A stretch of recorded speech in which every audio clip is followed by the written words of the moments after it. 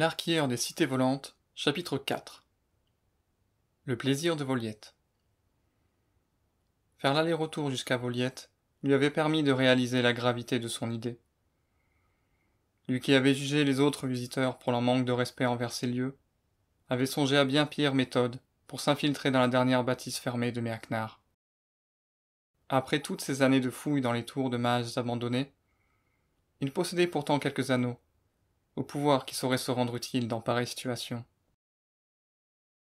Accroupie dans son habitacle, elle y rouvrit son coffre aux mille et une merveilles.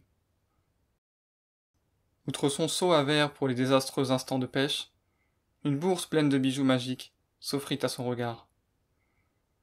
Il l'empoigna sans hésitation, avant de signaler à Voliette qu'il était prêt à partir. Mentalement, il l'informa par image du chemin qu'il avait parcouru pour se rendre au bâtiment désiré. Si cela ne devait pas suffire, quelques ajustements se feraient en vol. La dragonne gonfla ses poumons, soulevant par la même occasion le sas d'Alyr et son occupant. Puis, sentant le bâillement arriver, les muscles de sa gueule s'animèrent, avant d'ouvrir largement ses mâchoires pour expulser son souffle chaud. « Prêt quand tu l'es » déclara l'archière. Ses yeux rencontrèrent ceux de l'humain. Elle acquiesça. À l'aide de ses ailes, elle se redressa doucement, jusqu'à pouvoir se tenir en équilibre sur ses deux pattes arrière. Le vent tendit la peau entre ses phalanges puissantes. Voliette inspira, profitant un instant de ce contact qu'elle ne ressentait que dans ses cités perdues. Au sol, l'air ne possédait pas la même nature. En vol, l'énergie et la force déployées l'empêchaient de la savourer aussi pleinement. Le cœur réchauffé de ce petit plaisir, elle poussa de toutes ses forces, tandis que ses ailes battaient l'espace avec résolution. De quelques mouvements seulement, elle s'éleva dans le ciel de la ville en ruine, et repéra facilement la maison désignée par le bipède. Elle la lui signala, pour s'assurer qu'elle ne faisait pas erreur. La validation reçue, Voliette grimpa plus haut, encore plus haut, toujours plus haut. Avec un petit sourire de satisfaction, elle frappa l'air une dernière fois, et replia les ailes, en vrillant vers les nuages.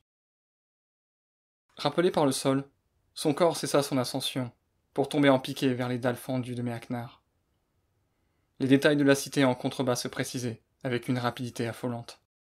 Mais ni elle ni son dragonnier ne redoutaient la suite. Elle le savait. Au contraire, ensemble, ils goûtaient au plaisir d'une descente à vive allure.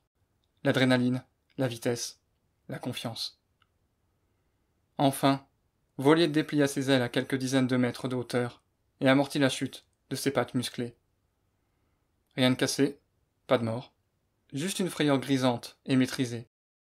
Un autre regard vers l'humain. Il la célébrait depuis son étrange bulle de verre et d'acier, à grand renfort de gesticulation des bras et d'applaudissements.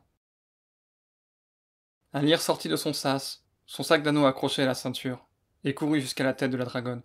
« Magnifique, Voliette, toujours aussi génial.